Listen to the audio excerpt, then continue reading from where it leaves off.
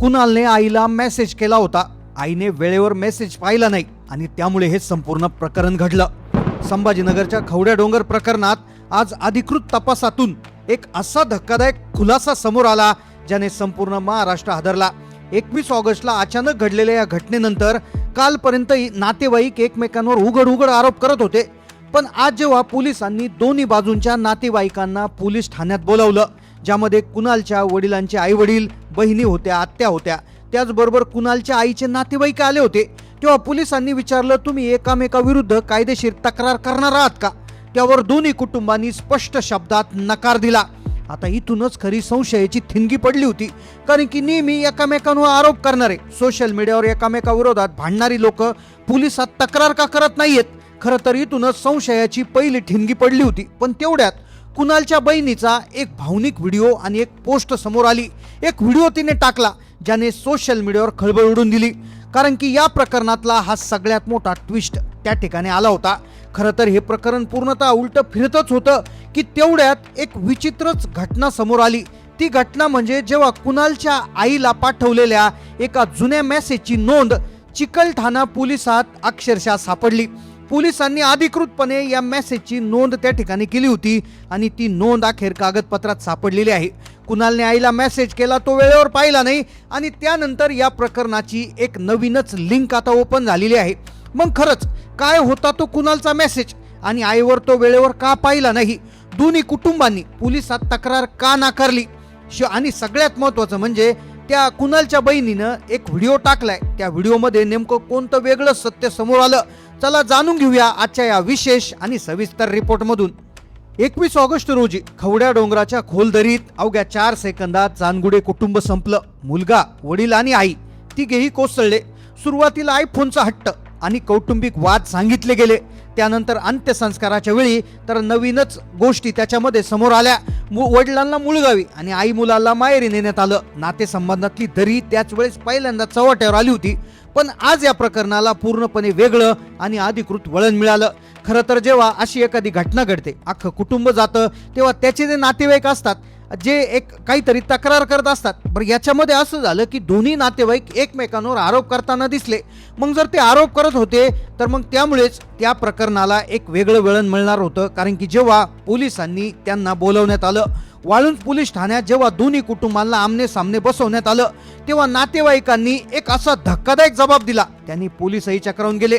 पोलिसांनी त्यांना बोलावल्यानंतर त्यांचा जबाब नोंदवण्यात आला आणि त्या जबाबामध्ये अक्षरशः एक वेगळं सत्य त्या ठिकाणी उघडकीस आलं होतं. त्यांनी जो निर्णय घेतला तो अक्षरशः अंत्यसंस्कार दोन बाजूला केले त्यापेक्षाही विचित्र होता. पण खरी खळबळ तेव्हा उडणार होती जेव्हा कुणालचा शेवटचा मेसेज अक्षरशः पोलीस स्टेशनच्या कागदपत्रांमध्ये सापडणार होता. कुणालला आईने मेसेज केला होता, आईने तो वेळेवर पाहिला नाही आणि त्यानंतर हे सगळं प्रकरण घडलं. काय होता तो मेसेज? का आईने ते लवकर पाहिलं नाही आणि पोलीस स्टेशनच्या कागदपत्रांमध्ये त्याची कशी काय नोंद झाली आणि काय ते सगळं समोर आलं? खरं तर सुरुवात झाली MIDCच्या वाळुंज पोलीस ठाण्यामध्ये. वरिष्ठ पोलीस निरीक्षक यांच्या मार्गदर्शनाखाली पोलिसांनी अत्यंत वेगानं तपासाची चक्र फिरवली होती. तपासाचा एक महत्त्वाचा भाग म्हणून पोलिसांनी दोन्ही बाजूच्या कुटुंबियांना पोलीस ठाण्यात पाचारण करण्यात आलं. त्यांना बोलवण्यात आलं, ज्यामध्ये एका बाजूला मुरलीधर यांचे आई वडील, भाऊ, त्याचबरोबर आत्या देखील बसल्या होत्या. तर दुसऱ्या बाजूला कुणालच्या आईची बहीण म्हणजे मावशी आणि माहेरच्या नातेवाईक देखील उपस्थित होते. गेल्या 4-5 दिवसापासून टीव्ही आणि सोशल मीडियावर कॅमेऱ्यासमोर हे दोन्हीकडचे नातेवाईक एकमेकांवर गंभीर आरोप प्रत्यारोप करत होते. कुणी म्हणायचं आईच्या नातेवाईकांनी फुसलावली, तर आईच्या नातेवाईकडले म्हणायचे की वडिलांच्या नातेवाईकाकडल्यांनी त्यांच्यात दुरावा निर्माण केला. पण जेव्हा दोन्ही कुटुंबांना पोलिसांनी थेट विचारलं की याच्यामध्ये कुणी कोणाला प्रवृत्त केलं किंवा काही तुम्हाला गुन्हा दाखल करायचा, कोणाची काही तक्रार आहे का, तेव्हा दोन्ही बाजूंच्या नातेवाईकांनी एकमुखानं अक्षरशः एक निर्णय घेतला आणि ज्याने खरं तर सगळ्यांना धक्का दिला. आता अशा केसमध्ये जेव्हा दोन्हीकडच्या पार्ट्या एकमेकांवर आरोप करत असतात तेव्हा ते तक्रार करण्याची शक्यता जास्त असते. पण दोन्हीकडच्या नातेवाईकांनी जे एकमेकांविषयी अत्यंत रागात होते, एकमेकांवर टीका करत होते, एकमेकांवर आरोप करत होते, ते नातेवाईक अक्षरशः एकमुखानं म्हणाले की आम्हाला तक्रार करायची नाहीये. आता ज्यावेळेस एकमेकांवर आरोप करणारे जेव्हा असं म्हणतात तेव्हाच खरी तर संशयाची ठिणगी त्या ठिकाणी पडते. नातेवाईकांनी पोलिसांसमोर अत्यंत एक मतानं सांगितलं की घराच्या चार भिंतीच्या आत काय नेमकं घडलं आणि त्यांचं नेमकं काय कारण होतं ते त्या तिघांनाच ठाऊक. आता ते त्या तिघातही जे तिघही जगात उरले नाही, त्यामुळे आम्ही कोणावर तक्रार करणार नाही. दोन्ही बाजूच्या या भूमिकेमुळे खवड्या डोंगराच्या त्या दरीमध्ये अक्षरशः आता नेमकं काय झालं असावं याचं कोणालाच काही कल्पना येत नव्हती. पण दरम्यान कुणालच्या एका मित्राने एक विचित्रच मुलाखत दिली होती. त्याच्यात सांगितलं गेलं होतं की तो क्लास चुकवायचा आणि एकांत बसायचा. आता खरं तर या प्रकरणामध्ये नवीनच खुलासा होणार होता, तो म्हणजे थेट आईला केलेल्या मेसेजमुळे. आता आईला केलेला मेसेज हा थेट पोलिसांच्या कागदपत्रांमध्ये सापडला की ज्याची नोंद पोलीस ठाण्यातल्या विशेष कागदपत्रात झाली होती. पण त्याआधी समोर आला तो बहिणीचा व्हिडिओ. कुणालची एक मावस बहीण आहे, तर या मावस बहिणीने एक व्हिडिओ शेअर केला आणि त्याच्यामध्ये एक पोस्ट लिहिली आणि त्या पोस्टने अक्षरशः सगळ्यांना एक हादरा दिला. आईचा मेसेज उघड होण्याआधी कुणालच्या बहिणीची ती पोस्ट काय होती, काय होता तो व्हिडिओ, त्या व्हिडिओमध्ये काय समोर आलं होतं, त्यामध्ये तिने नेमकं काय पोस्ट केली होती हे सगळं समोर येणार होतं. कुणालची सख्खी मावस बहीण, तिचं नाव अक्षरा हिने तिच्या सोशल मीडिया अकाउंटवरून एक व्हिडिओ साधारणपणे पोस्ट केला होता. आता हा व्हिडिओ सोशल मीडिया अकाउंटवर जो व्हिडिओ होता हा खरं तर आजकालचा किंवा मागील महिन्याचा नसून तो एक अत्यंत जुना व्हिडिओ होता.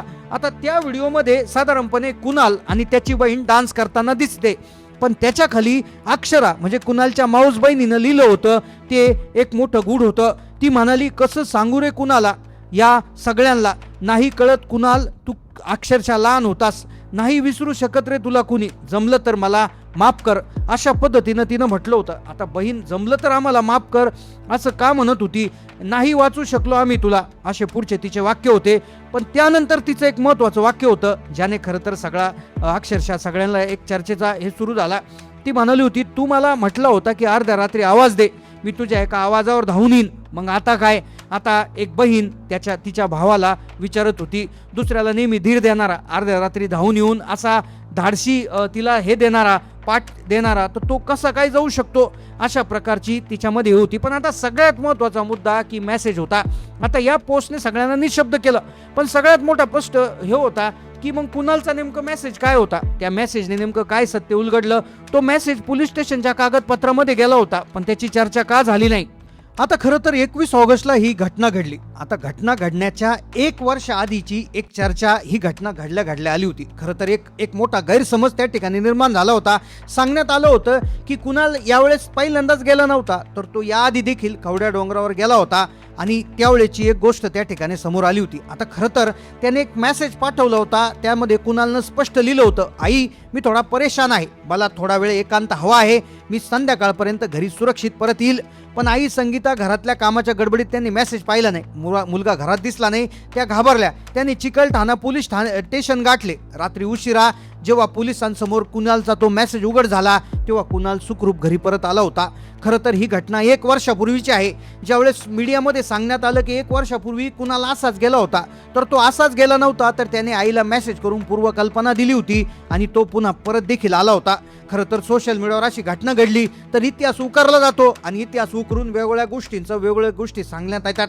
तर खरं तर 1 वर्षापूर्वीचा तो गैरसमज होता. 1 वर्षापूर्वी तो तिथे फक्त शांत बसण्यासाठी गेला होता, त्याच्या व्यतिरिक्त त्याचं दुसरं कुठलंही काम नव्हतं आणि आईला तो मेसेज केला होता. आईने मेसेज उशिरा पाहिला, ती पोलीस स्टेशनला गेली आणि पोलीस स्टेशनमध्ये तो त्या ठिकाणी हा प्रसंग तिथे केला होता. आता खरं तर या प्रसंगावर पूर्णतः आता पडदा पडलेला आहे, कारण की दोन्हीकडच्या नातेवाईकांनी कुठली तक्रार केली नसल्यामुळे आता पोलीसही त्या ठिकाणी कायदेशीर प्रक्रिया त्याच्यामध्ये करणार नसून याच्यामध्ये आणखी काही गोष्टींची याच्यामध्ये शक्यता आता जवळपास संपण्याची दाट शक्यता निर्माण झाली आहे.